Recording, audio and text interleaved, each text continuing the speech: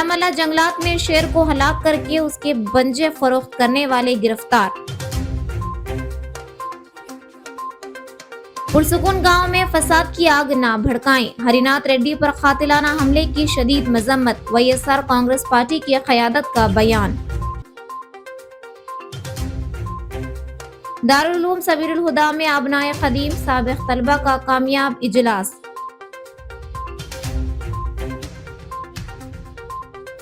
Chandrababu and company से आंध्र प्रदेश को बचाना होगा, वाईएस जगन।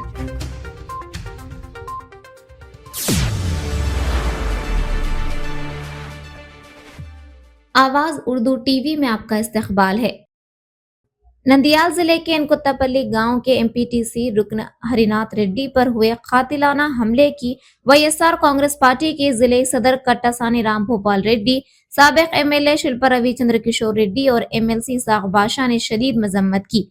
गुज़िश्ता 5 बरसों से पुरसुकून माहौल रखने वाले इस हल्के में टीडीपी रहनुमाओं की जानिब से वाईएसआर सीपी के एमपीटीसी हरिनाथ रेड्डी पर हमला इंतहाई संगदिलाना और काबिले मजम्मत करार दिया गया।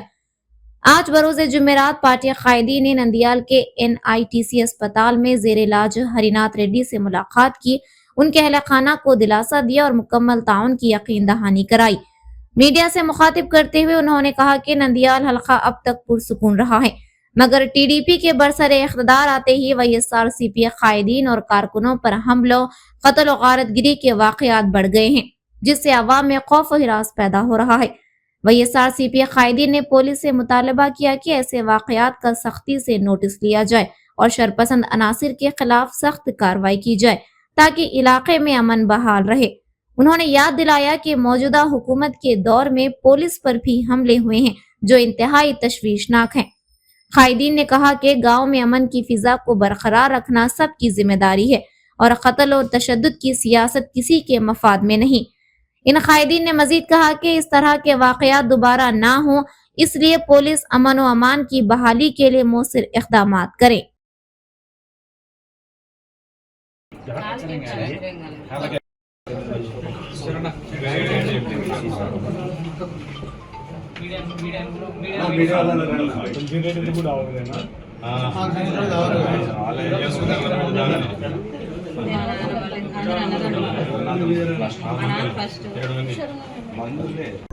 ఈరోజు నంద్యాలలో కొత్తపల్లె గ్రామానికి సంబంధించినటువంటి ఎంపీటీసీ గారు హరినాథ్ రెడ్డి గారి మీద నిన్న దాడి జరిగిన విషయం మీ అందరికి కూడా తెలిసిందే. గత 5 సంవత్సరాల కాలంలో గతంలో ఒక ఫ్యాక్షన్ ముద్ర వేసుకున్నటువంటి ఆ గ్రామంలో కూడా ఎంతో ప్రశాంతమైన వాతావరణాన్ని నెలకొల్పి ఎక్కడ కూడా ఒక గలాట గాని ఒక కేసు గాని అది ప్రతిపక్ష పార్టీ నాయకుల మీద కావచ్చు లేకపోతే అధికార పక్ష నాయకుల మీద కావచ్చు ఎటువంటి సంఘటన లేకున్నటువంటి పరిస్థితులు ప్రజలందరూ కూడా గమనించినారు. మరి అదే విధంగా మండలం కూడా ఎంతో ప్రశాంతంగా ఉంది, నియోజకవర్గం కూడా ఎంతో ప్రశాంతంగా ఉన్నటువంటి వాతావరణ పరిస్థితిని మీరు చూసినారు. మరి ఈ రోజు కూటమి ప్రభుత్వం ఎన్నో మాయమాటలు చెప్పి ఈ రోజు అధికారం చేపట్టినప్పటి నుంచి కేవలం ప్రజలకి పనికొచ్చే పనులని పక్కన పెట్టి వాళ్ళ రాజకీయ ఔన్నత్యాన్ని కాపాడుకోవాలి, చాటుకోవాలని ఒక ఆలోచనతోటి ముందుకెళ్తున్నటువంటి పరిస్థితులు ఈరోజు రాష్ట్రంలో నెలకొన్నాయి. మరి ముఖ్యంగా ఎప్పుడు లేనటువంటి విధంగా నంద్యాలంటేనే ప్రశాంత వాతావరణానికి చిహ్నమని చెప్పేసి గర్వంగా చెప్పుకునేటోళ్ళం. ఈ రోజు ఆ వాతావరణాన్ని చెడగొట్టే పరిస్థితికి మళ్ళీ తీసుకొచ్చినారు. మేము గతంలో కూడా చెప్పాం, పికెట్ ఉన్నటువంటి ఆ గ్రామంలో పికెట్ కూడా అవసరం లేదు, అందరు రైతులందరూ కూడా ఏ పార్టీకి సంబంధించిన వాళ్ళన్నా సరే ప్రశాంతంగా ఉంటున్నారు కాబట్టి పోలీస్ పికెట్ కూడా ఆ గ్రామానికి అవసరం లేదని చెప్పేసి పోలీసు వాళ్ళకి పికెట్ తీసినటువంటి పరిస్థితి. మరి అటువంటి ప్రశాంతమైన వాతావరణంలో ఈ రోజు ఒక్కడిని చేసి పొలం పనులకి పోయి వచ్చి ఒక్కడి బండి మీద తిరిగి వస్తుంటే ముక్కుమూడిగా దాడి చేసి ఆయనని హతమార్చాలనే ప్రయత్నం చేయడం అనేది నిజంగా చాలా బాధాకరమైన విషయం, చాలా దురదృష్టకరం. కేవలం గ్రామంలో ఆధిపత్య ధోరణి ప్రదర్శించాలి. రేపొద్దున లోకల్ బాడీ ఎలక్షన్లు వస్తున్నాయి. ఆల్రెడీ గ్రామంలో పట్టు కోల్పోతున్నాం ఒక దుర్బుద్ధితోటి మళ్ళీ ప్రజల్ని భయభ్రాంతులకు గురి చేయాలి, వాళ్ళ కంట్రోల్లోకి తీసుకోవాలని ఒక ఆలోచనతోటి ఈ దాడి జరిగినట్టుగా కనపడుతోంది. नंदियाल के दारुल उलूम सबीलुल हुदा की जानिब से भीमावरम रोड पर वाक़े मस्जिद फुरकान में आबनाए कदीम यानी साबिक तलबा का इजलास निहायत शानदार अंदाज में मुनक़िद हुआ। इदारे से तालीम हासिल कर चुके साबिक तलबा ने अपने तालीमी सफर, खिदमात और तजुर्बात को एक दूसरे के साथ शेयर करते हुए खुशी और इत्मीनान का इजहार किया। इस मौके पर रियासती वजीर बराए कानून और अक़लियती बहबूद NMD फारूक ने बतौर मेहमान खुसूसी की हैसियत से इजलास में शिरकत की। वजीर मौसूफ ने अपने खिताब में कहा कि दारुल उलूम सबीलुल हुदा महज मजहबी तालीम तक महदूद नहीं, बल्कि ये इदारा तलबा में समाजी जिम्मेदारी, अखलाकी कदरें और बेहतरीन इंसानी किरदार पैदा करने के लिए भी खिदमात अंजाम दे रहा है। उन्होंने कहा कि ये इदारा नौजवानों को बेहतर शहरी बनाकर मुल्क की तरक्की में फाल किरदार अदा करने के काबिल बना रहा है, जो यकीनी तौर पर लायक तहसीन है।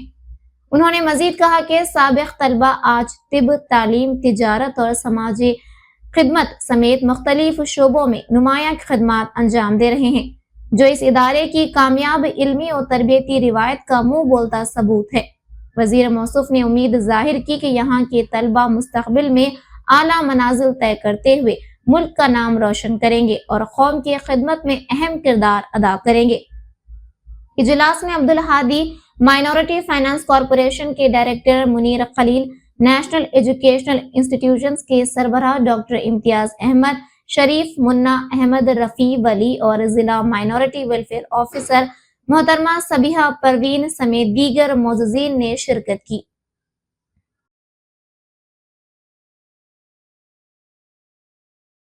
दो रोज कबल नंदियाल में वाक़े ब्लैक टैटू शॉप के मालिक को गिरफ्तार करने वाले महकमा जंगलात के अफसरान ने आज केस की तफसीलात मीडिया के सामने पेश की। पूछगछ के दौरान मुलजिम प्रणव ने एतराफ किया कि उसने 3 साल कबल एक शख्स से शेर के पंजे खरीदे थे। फॉरेस्ट हुकाम के मुताबिक जंगली खिंजीर को पकड़ने के लिए लगाए गए फंदे में एक चीता फंस गया था, जिसके बाद मुलजिमान ने उसे हलाक करके उसके पंजे निकाल कर फरोख्त किए। इस वाक़े को जंगलाती क़वानीन की खुली खिलाफ वर्जी करार दिया।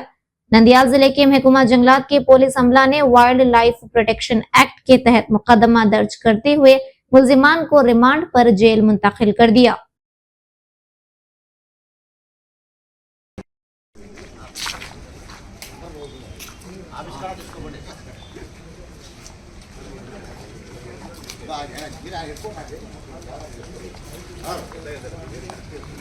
యా సార్ కొంచెంసేపటి మీతో మాట్లాడు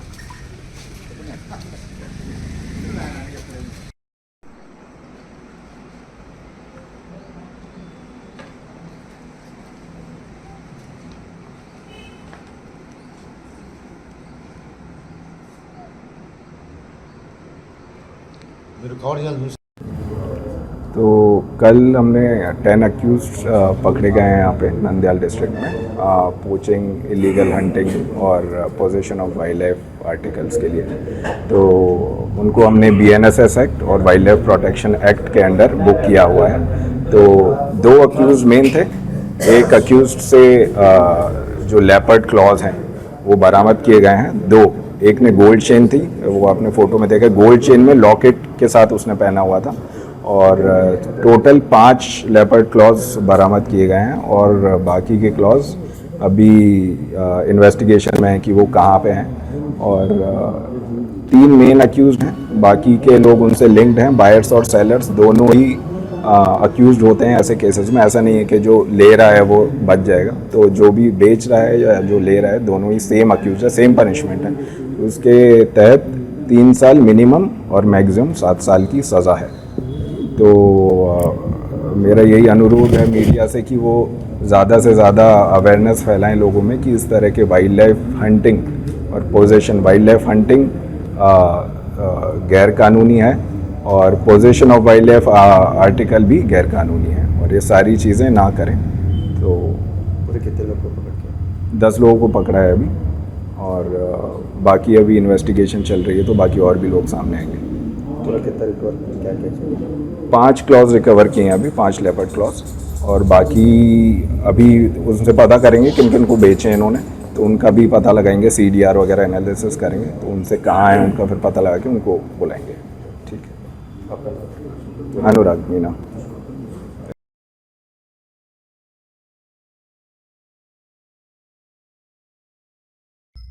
वाईएसआर कांग्रेस पार्टी के सदर और साबिक वजीर आला वाईएस जगन मोहन रेड्डी ने कहा कि आवाम सच जानने की हकदार है और आज किसानों की हालत देखकर ऐसा महसूस होता है कि आंध्र प्रदेश को बचाने की जरूरत है।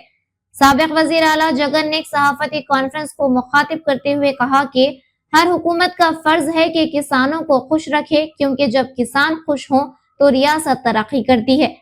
साबिक वजीर आला जगन ने चंद्रबाबू नायडू के दौरे हुकूमत पर शदीद तनकीद की और कहा कि ज़राअत जो एक त्यौहार की तरह होनी चाहिए, चंद्रबाबू की हुकूमत में एक बोझ बन गई है। जगन ने मजीद कहा कि चंद्रबाबू के दौर में किसानों की जिंदगियां तबाह हो गई हैं। 1100 करोड़ रुपए के इनपुट सब्सिडी बकायाजात आज भी अदा नहीं किए गए। अपनी हुकूमत में जगन के दौर में 7,800 करोड़ रुपए मुफ्त फसल इंश्योरेंस के तहत अदा किए गए। चंद्रबाबू ने मुफ्त इंश्योरेंस स्कीम को खत्म कर दिया। टीडीपी हुकूमत आने के बाद लीज पर काम करने वाले किसान टेनेंट फार्मर्स फिर से बुरी हालत में पहुंच गए।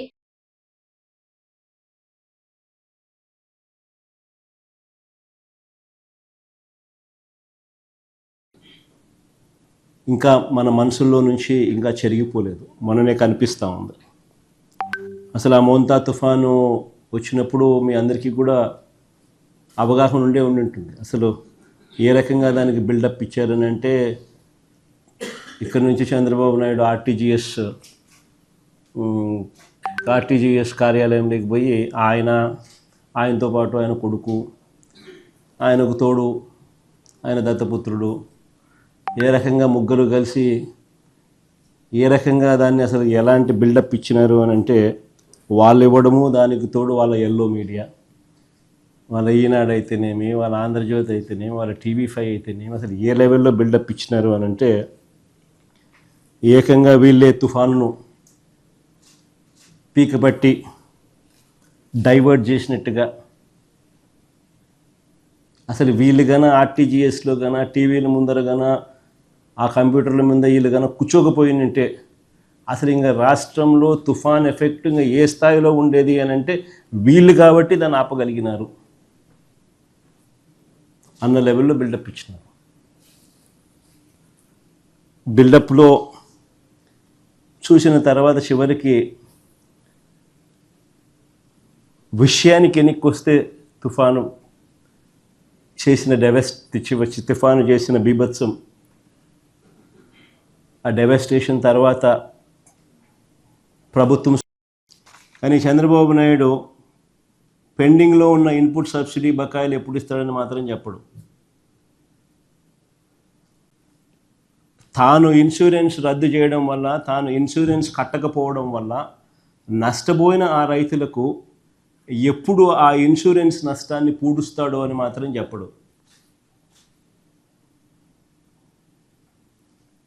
ఆయన ఊకుదంపుడు ఉపన్యాసాలన్నీ కూడా వింటూ ఉంటే చివరకు అన్నిటికన్నా ఇంకా బాధాకరమైన విషయం ఏంటంటే పెట్టుబడి సహాయం అంటే క్యాపిటల్ సపోర్ట్ కింద PM కిసాన్ కాక అన్నదాత సుఖీభవ అని పేరు పెట్టి ప్రతి సంవత్సరం 20,000 ఇస్తానన్నాడు. ఆయన అధికారంలోకి వచ్చి 2 ఏళ్ళు 40,000 రూపాయలు ఇవ్వాలి, సంవత్సరానికి 20,000 అంటే కేవలం 10,000 ఇచ్చి 30,000 ఎగరగొట్టాడు. मजीद इसी तरह की खबरों को जानने के लिए आप देखते रहिए आवाज उर्दू TV।